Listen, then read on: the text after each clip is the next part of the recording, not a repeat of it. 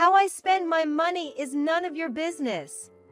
If you have a problem with it, you can get out of here.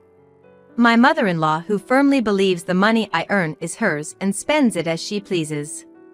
And my husband, who simply turns a blind eye and never even bothers to admonish her. Every day I lose a little more patience with the two of them. How long must I continue to live this way?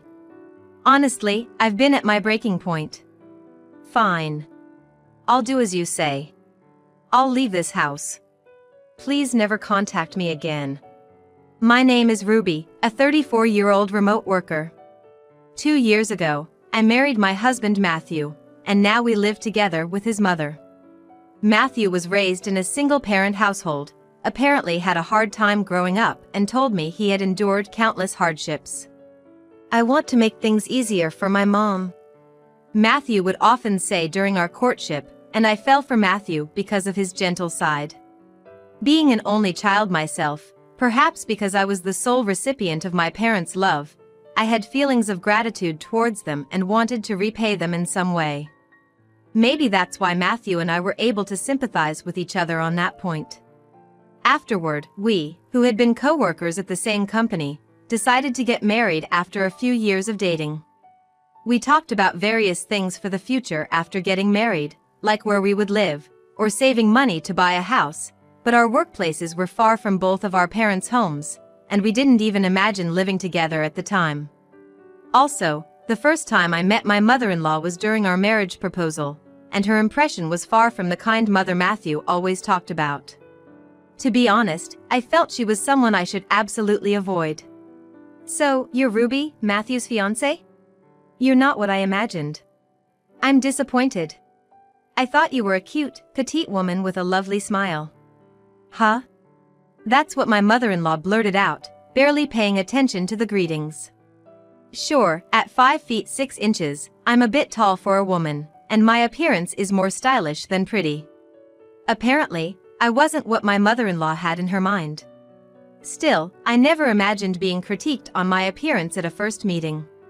Naturally, as this was our first meeting, I couldn't respond with a joke. I simply laughed it off and pretended it didn't bother me. With the cold atmosphere that ensued, I thought Matthew would come to my rescue, but instead, he just listened to his mother's story and happily chuckled. Is it okay to marry this guy? That was the first question I had. But from what I heard, my mother-in-law had never been sick and seemed to be in good health. Her hobbies included traveling and shopping, and she had a lot of good friends in the area she was accustomed to. Also, she seemed to be actively engaging with the neighbors, so even if I had married Matthew, I believed she wasn't the type to frequently impose on our home. On the way back from our first meeting with her, I casually spoke to Matthew. Your mom is really lively, isn't she? She's never been sick, she must be very conscientious. It looks like she has lots of friends around the neighborhood, so I guess we don't have to worry about living together. Well, yeah. For now, she seems fine and I think she's okay. I have been thinking that at some point, I'll have to take care of her, but that's a future concern. Taking his words to heart, I stopped talking about my mother-in-law any further. To be honest, it was probably more of a relief. Regardless of what kind of person my mother-in-law might be, as long as my relationship with Matthew is good, there's no problem. If the issue of living together comes up decades from now, I'll deal with it then. That's how I decided to think. Shortly after, we got married. We had talked about having a grand wedding, but due to our busy work schedules, we had to postpone it. If anything, Matthew was looking forward to the wedding more than I was. He was like, "It's a once-in-a-lifetime wedding, so I want to invite everyone, coworkers, friends, relatives, and have a big celebration, and I'm sure Mom would be thrilled, too." He was saying things like that. I wasn't as keen, so I was actually grateful that work was so busy. However, around this time, I felt a growing gap between Matthew and me, as if a distance was forming in our hearts. We had different roles at work and somehow I ended up in a higher position than him, which I guess he wasn't very happy about it. I heard a rumor that you got promoted to section manager, is that true? Why didn't you turn it down?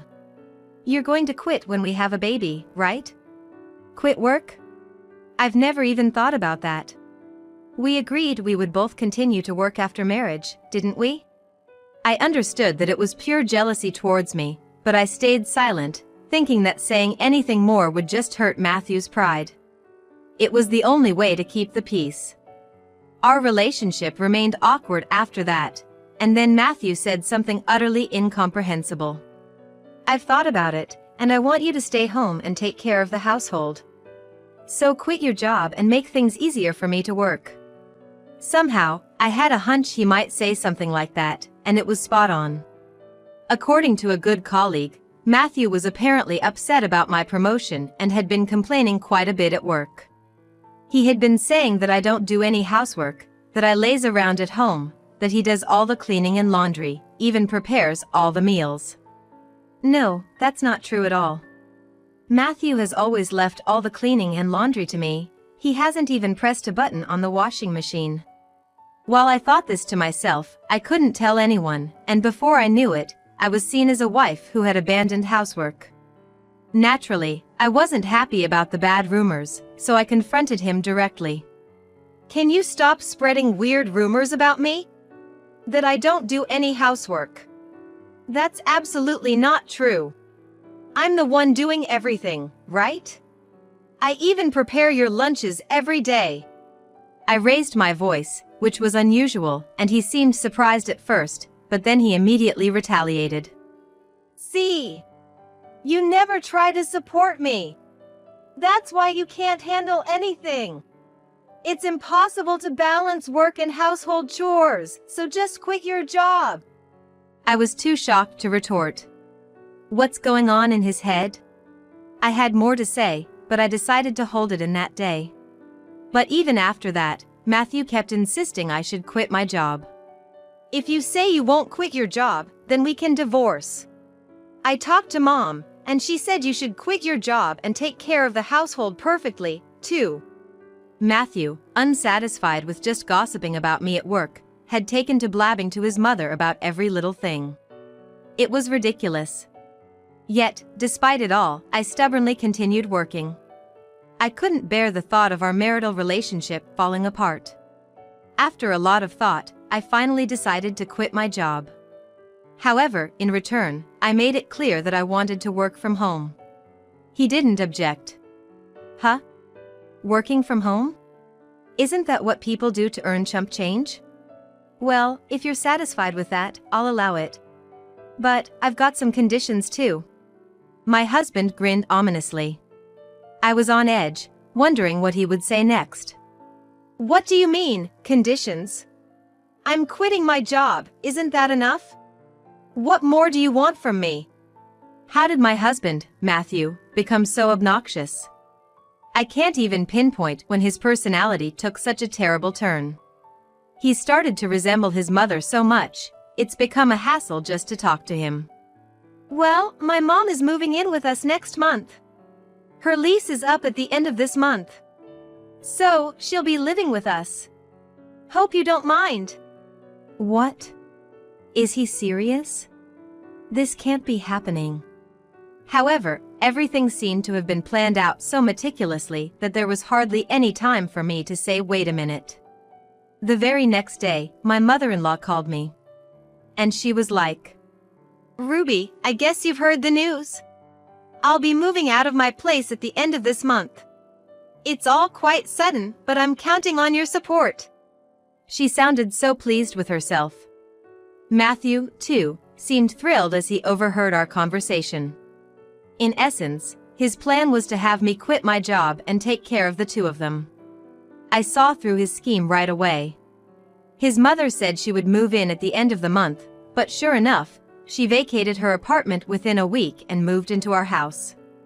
She didn't lift a finger to help with the housework and instead complained constantly. She was like, "You should clean the rooms thoroughly. And your cooking is tasteless. Who taught you to cook? I'd like to meet your parents." My living hell began the day she moved in, and 2 years later, it's still ongoing. Before I knew it, my relationship with Matthew had completely chilled. I was treated as nothing more than a housemaid, taking care of the two of them.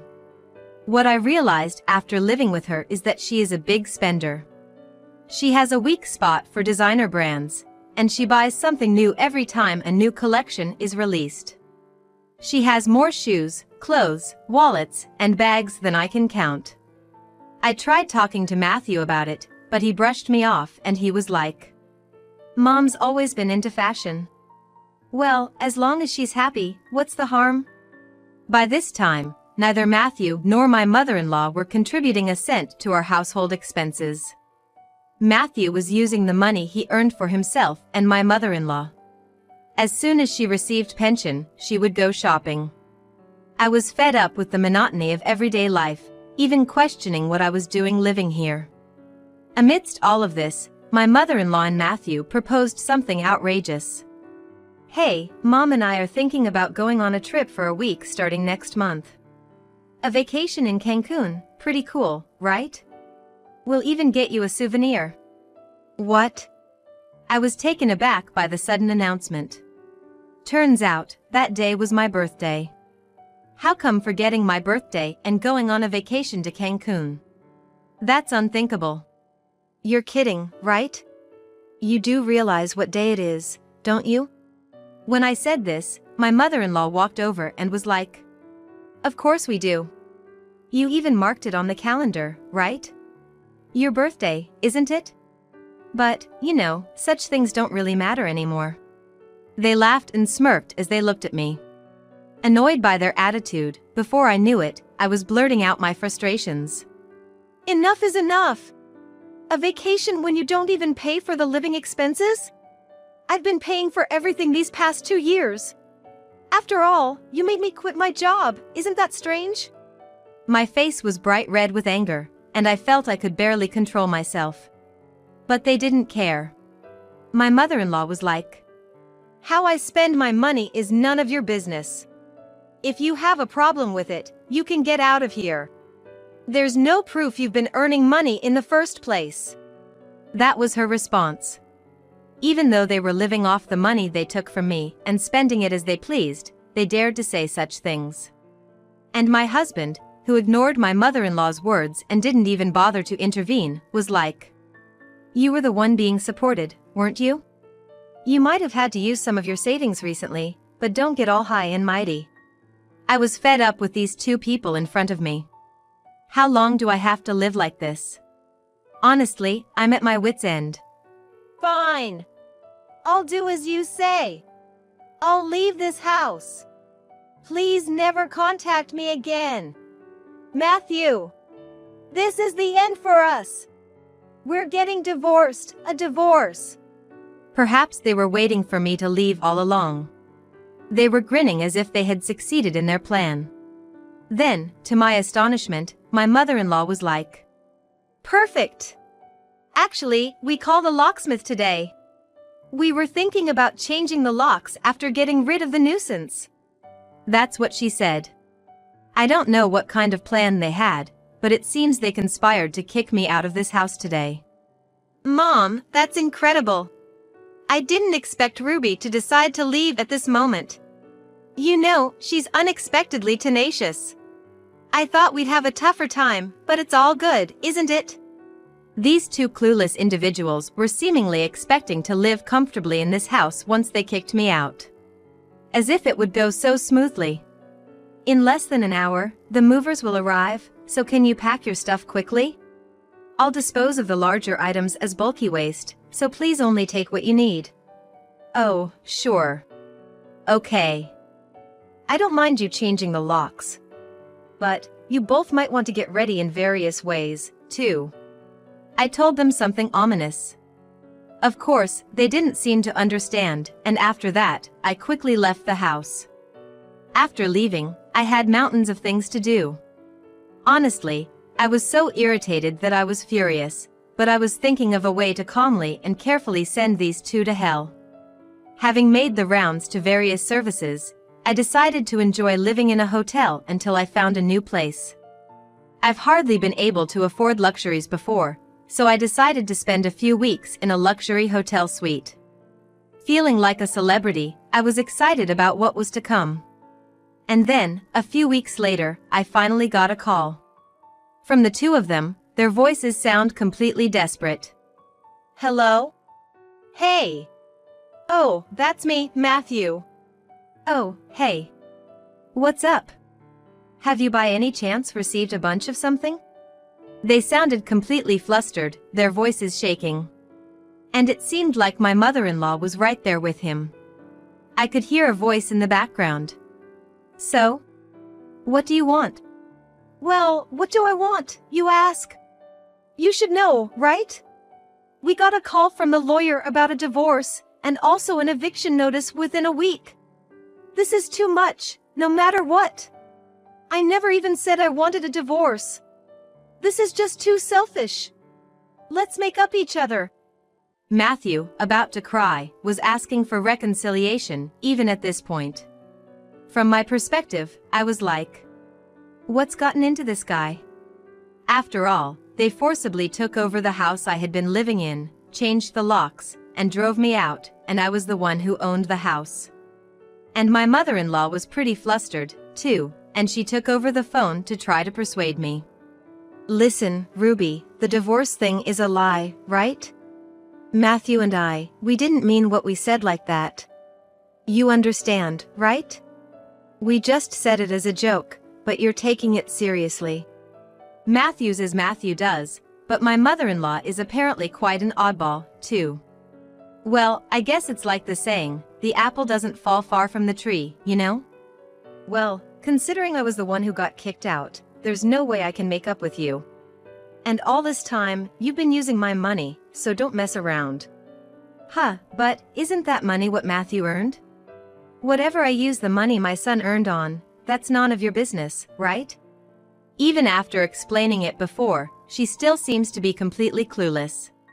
She must have been under the impression that the money I earned belonged to Matthew. I couldn't help but let out a deep sigh when Matthew asked me as if something just occurred to him. Hey, just how much are you earning? It's strange that you own that detached house, and you've been living the same lifestyle even after quitting your job. I've never given you a cent, you know? It seems he finally realized it. And then, this guy just said it out loud. That he's not paid a single cent. Well, since we're going to be strangers anyway, I might as well tell him the truth. It'd be good for him to realize that the one that got away was a big catch. My earnings? I didn't really want to tell you, but I'll let you know. I make about $20,000 a month on average. I even paid off the mortgage on the house over the past 2 years. Actually, I've been the one supporting you and your mother all this while. What? $20,000? You're lying. There's no doubt that both Matthew and my mother-in-law must be regretting this. After all, you can't live a luxurious life on Matthew's salary alone. You see now? We used to work at the same place, so I knew roughly how much you earned. A net income of $2,000 was really tough, right? I was amazed that you even suggested to quit my job and became a housewife. Quite the character, huh? No, it's not like that. I'd been working hard, believing that I could become a department head like you someday. So, you know. It seems Matthew is under the impression that he's a capable man. He's never managed to get a position higher than a regular employee, despite being older than me, and it's clear from the company's evaluation of him. It seems like a waste of time even to bother with him. Well, I have no intention of making up with you. After all, your mother, who's notorious for her reckless spending, would inevitably come with you. I don't want to lose any more things. Just move out of the house as soon as possible. Please, Ruby. Listen to me, please. I apologize for all the horrible things I've said up to now. So, please. Despite them insisting, I have no intention of forgiving them. They really are persistent. Even my mother-in-law was like, Ruby, you can ignore me, but could you please make up with Matthew? I'll leave right now. Please, I'm begging you. This is a once-in-a-lifetime request. Look, I apologize for everything.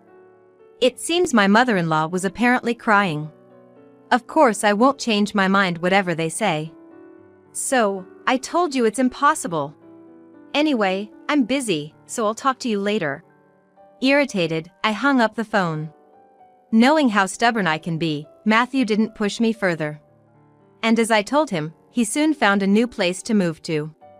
He canceled the vacation they had planned, and quickly packed up and moved out of the house. His new home is a rundown apartment that's over 60 years old. It creaks so much that it feels like the roof might fly off and the walls might collapse if a hurricane comes. Well, considering he's been living it up on my dime all this time, I guess it's about time he starts living a life that's more in his league, right? Afterwards, Matthew reported his divorce to his company. I heard that he was pretty much the laughingstock among his bosses. The boss was like, "You're such an idiot for not cherishing a competent wife when you had one." Right in front of everyone.